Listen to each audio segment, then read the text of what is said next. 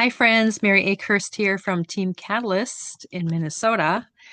And I want to talk real briefly on the topic of wellness. It can be seen in limited views or broad views, but I just think it's so important these days that we really just reflect on what wellness is in the fullest concept, to take care of ourselves. Because if we don't take care of ourselves, who will, right?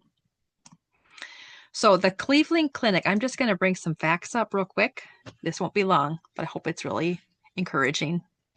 The Cleveland Clinic's definition of wellness, though not explicitly stated as a single sentence, aligns with the idea that wellness is a continual, sought out, active goal of good health that integrates the physical, mental, and spiritual dimensions of well being. They highlight that this is a holistic approach extending beyond just physical health and involves nurturing the spirit and engaging the mind to achieve an optimal state of quality life. So, as we wind down from summer, maybe we've just been on busy with a lot of family activities, traveling. Um, And now we kind of getting back into the schedule with kids are at school. Maybe work is more organized as far as your schedule. And now we can kind of dial in on, okay, so what am I doing to take care of myself? I've given myself long hours over the summer. Maybe my sleep hasn't been as great, but what can I do to really take care of myself? And some things that I have been reflecting on, in the areas of our body, our mind, and our spirit. Um, just a few things here. One is, just our sleep. Like if we don't go to bed at a good time, our sleep is disrupted, and our circadian rhythm actually can be actually is a good thing for us, right? But it often is off kilter. And I want to bring up some information if I can get it to you here. I'm going to share. Let's see, here we go. Share. I thought I was going to share. I'm going to share this screen. Okay, here we go. I'm going to share the screen. Try this, see if this works.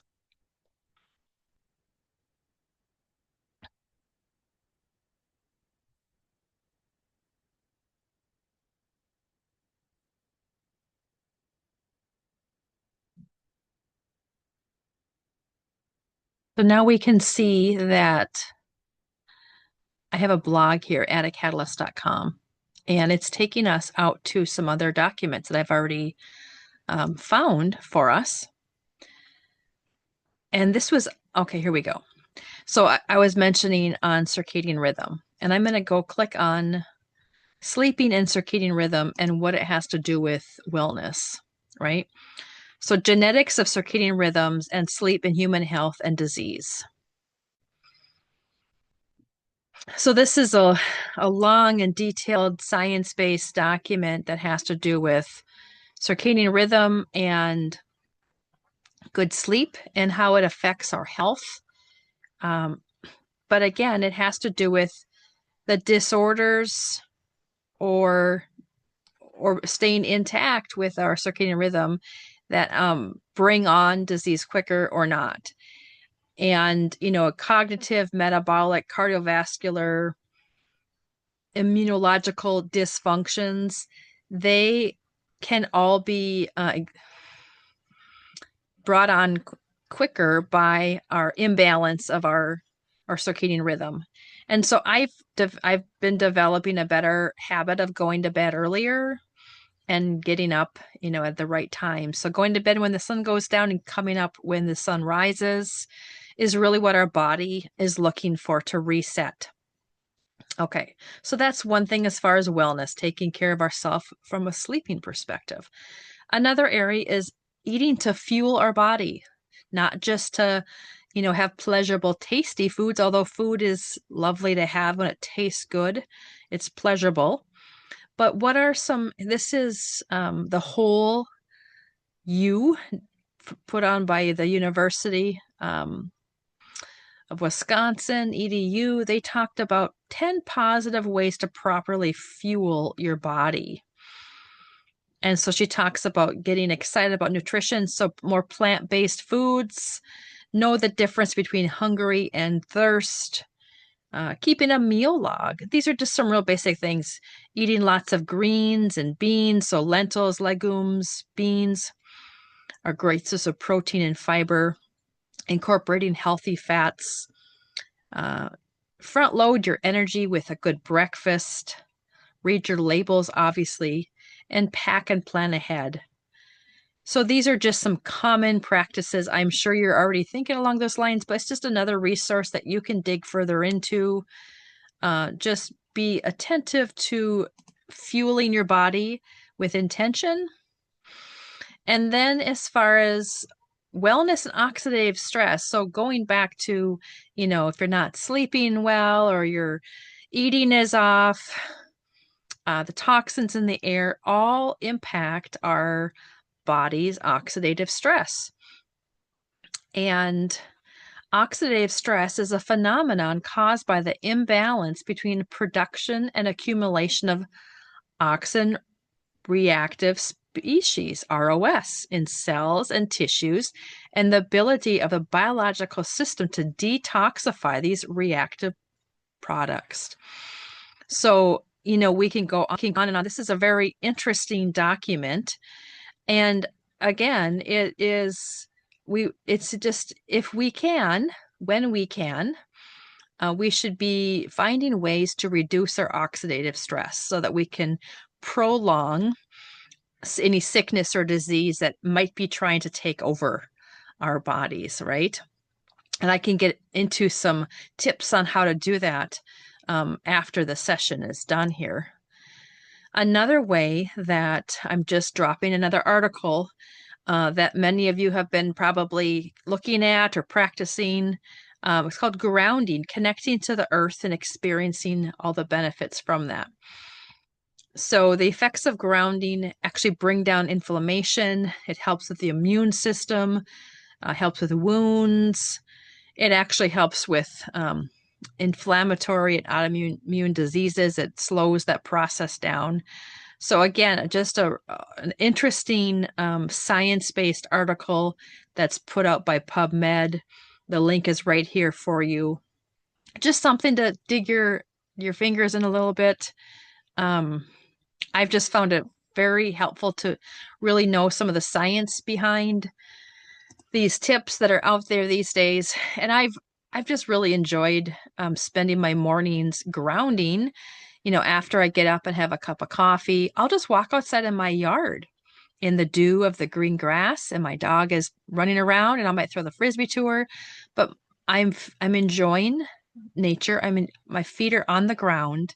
I'm hearing the birds and the breeze, and my body just relaxes. And so there's so many good things that are going on when I'm grounding. And then staying connected with friends, enjoy the outdoors, or just find different ways to develop healthy relationships. And this really helps with our mental and emotional wellness, right? So wellness isn't just physical.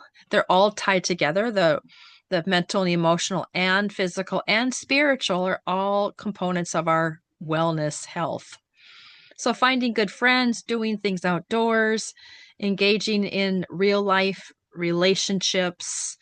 So many people these days are just on their tech, and we've lost the art of communication. And so I'm saying, let's get back to real relationships in person. Play a board game, go for a bicycle ride. Just a variety of things here. And again, the risk of isolation actually breeds depression and mental health. The rates of that go higher when you're isolating. So another study to look at there. And then nourishing with the Word of God. So addressing the spiritual component that the Cleveland Clinic was talking about. Um, the Bible is our primary source of spiritual nourishment. And so it really, it's like our daily bread. It really is. The Word of God changes our hearts, changes our minds, and it changes our bodies. When we are when we are addressing our spirit, our our body is healthier. Our mind is healthier when we're also addressing our spirit. And so I just think that's incredible how we're made. You can dig into this further on your own. But again, so just a couple little tips that I wanted to put out there for you guys. And I'll end it with a verse. The third chapter of John, chapter 1, verse 2 says, Dear friends, I pray that you may enjoy good health and that it all may go well with you, even as your soul is getting along well. So that's all I have right now. I am going to say if you have a cupboard full of supplements and you're not seeing the change you want, reach out to us. Our team is all about activation, and we can tell you more about what activation does at our cellular level. And it's, unlocking the power of that. It's backed by science and it's formulated to help you look and feel your best. You can contact us more for that information. We can send you some videos. We can have peer-reviewed information sent to you on. We have multiple activation products addressing the common concerns, like I talked about, oxidative stress, circadian rhythms, our GLP-1 hormone, and other parts of our body that can be restored through activation. And so I just want to put that out there for some fun information. If you want to dig a little deeper, reach out. So thanks again for listening. Talk to you later.